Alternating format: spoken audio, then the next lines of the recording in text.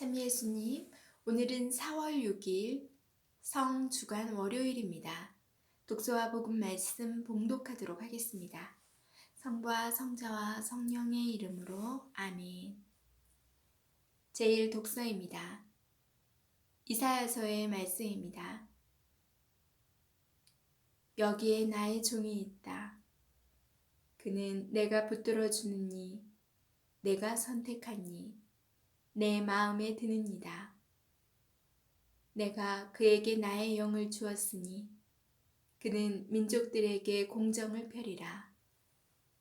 그는 외치지도 않고 목소리를 높이지도 않으며 그 소리가 거리에서 들리게 하지도 않으리라. 그는 부러진 갈대를 꺾지 않고 꺼져가는 심지를 끄지 않으리라. 그는 성실하게 공정을 펴리라. 그는 지치지 않고 기가 꺾이는 일 없이 마침내 세상에 공정을 세우리니 섬들도 그의 가르침을 고대하리라.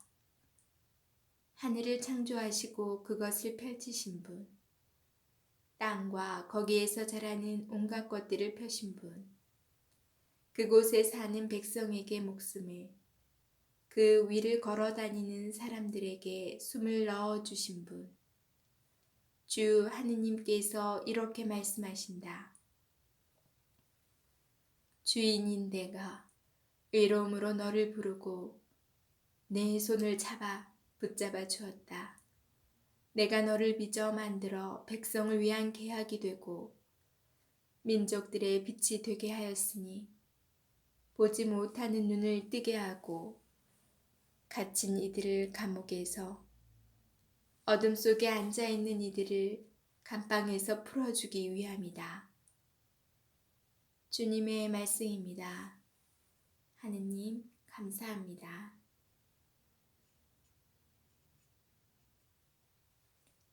복음 말씀입니다. 요한이 전한 거룩한 복음입니다. 예수님께서는 파스카 축제의 엿새 전에 베타니아로 가셨다. 그곳에는 예수님께서 죽은 이들 가운데에서 다시 일으키신 라자로가 살고 있었다.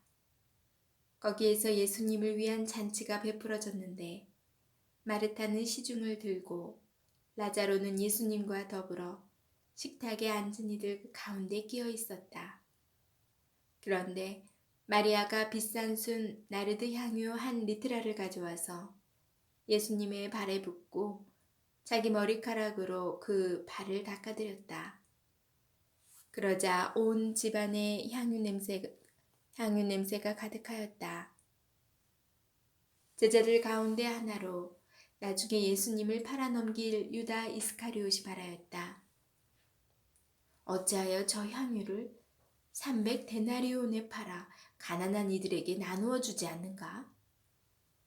그가 이렇게 말한 것은 가난한 이들에게 관심이 있어서가 아니라 도둑이었기 때문이다.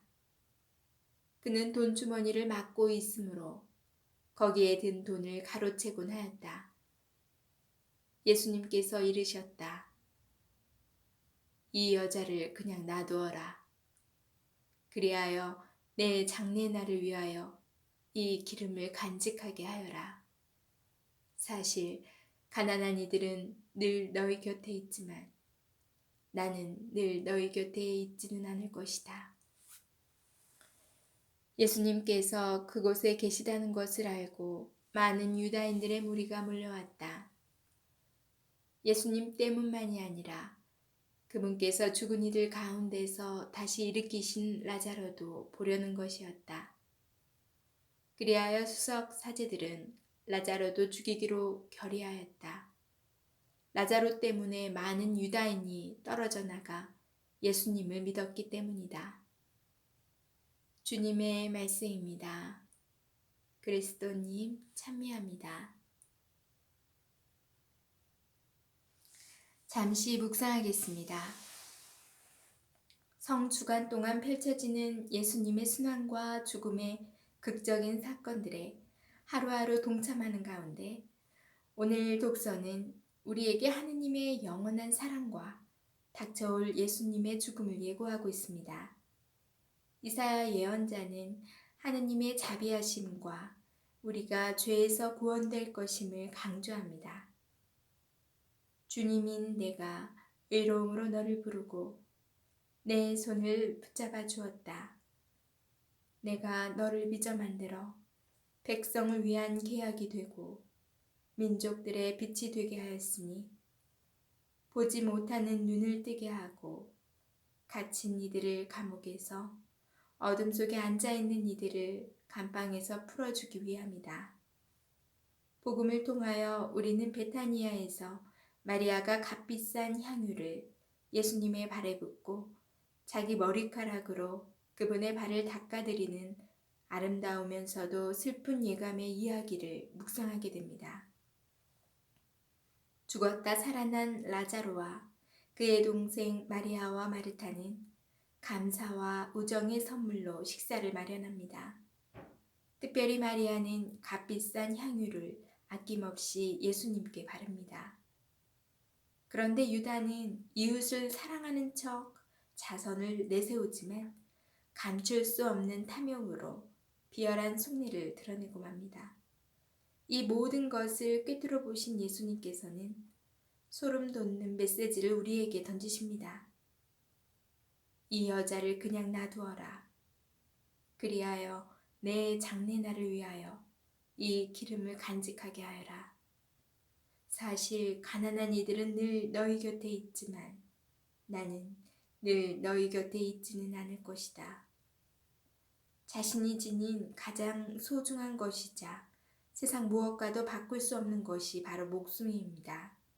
그렇다면 이제 당신의 생명을 우리를 위하여 내놓으시려는 예수님께 드리는 마리아의 향유는 거룩하신 분의 죽음을 준비하는 도유의 뜻이 담겨 있습니다. 도유의 궁극적 의미는 이사야의 예언대로 하느님께서 선택하시니 하느님 마음에 드는 이에게 그분께서 부어주시는 영, 곧 성령이십니다. 그러나 유다의 탐욕은 생명의 소중함으로 드러나는 사랑의 가치를 깨달지 못하고 있습니다. 따라서 탐욕에 빠지면 성령을 간직할 수 없다는 사실을 우리는 깨달아야 합니다. 아멘. 성부와 성자와 성령의 이름으로 아멘. 네, 오늘 복음을 묵상하면서 우리는 이미 유다 이스카리옷이 어떻게 예수님을 팔아넘기고 또 자기의 욕구를 채우려고 그런 배신을 하는지를 이미 알고 있기 때문에 복음을 묵상하시는 봉독하는 동안 아마 나쁜 이 유다를 아마 굉장히 질책하고 화가 났을 거예요. 저 또한 그랬어요. 그런데 내 안에 유다와 같은 탐욕은 없는지 과연 가슴에 손을 대고 생각해 볼 때 그렇진 않은 것 같아요. 누구에게나 어떠한 형태로든 다 탐욕이 내재되어 있는 것 같아요. 저 같은 경우는 그렇게 식탐이 많아요. 평소에 집에서는 그렇게 많이 안 먹는데 예를 들어 이제 맛있는 식당에 간 경우는 과도하게 좀 많이 먹어요. 그래서 그 다음에 좀 탈이 날 수도 있고 그런 걸 알면서도 그 맛있는 음식에서는 잘 참지 못하는 이런 식탐 욕구가 있어요. 그래서 제가 얼마 전부터는 좀 채식 위주로 식단을 좀 바꾸고 한 3, 4일 되었는데요. 그렇게 하고 있어요. 그래서 건강도 좀 챙기고 먹는 것도 좀 간소화하면서 좀 식탐을 좀 없애고자 하고 있는데 잘 될지는 모르겠어요. 아무튼 내 안에 어떠한 탐욕이 있는지 잘 살펴보고 성찰, 그 다음에 그거를 좀 어떻게 하면 좀 극복할 수 있을까 노력하는 자세도 중요하지 않나 생각이 들어요. 그 탐욕이 좀 사라진 그 자리에 주님께서 더 들어오실 수 있도록 내 자리를, 내 안에서 주님의 자리가 더 커질 수 있기를 기도하고 있어요. 여러분께서도 오늘은 내 안에서 어떠한 탐욕이 자리 잡고 있는지, 그것을 좀 어떻게 하면 해결할 수 있는지, 또 그 자리에 얼마만큼의 자리에 주님을 더 모실 수 있을까 묵상해 보시는 하루 되시기 바랍니다. 저는 내일 다시 만날게요.